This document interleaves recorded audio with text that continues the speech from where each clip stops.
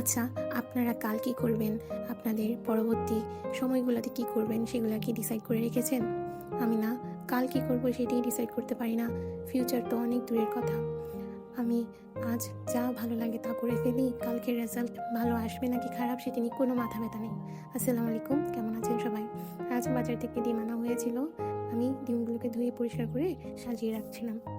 আমি যে ভিডিও করছি, পেজ খুলেছি, এটা সম্পূর্ণ আমার মনের ইচ্ছে ছিল।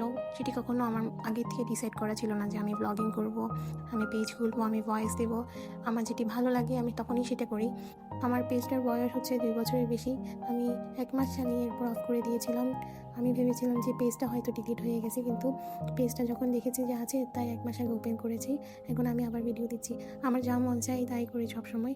এই যে আমাকে ডিম সাজাতে দেখছেন, ডিম পরিষ্কার করতে দেখছেন, আসলে আমি কোনো কাজই করি না বাসায়। আসলে এগুলো ভিডিও করার জন্য শ্যুট করেছিলাম।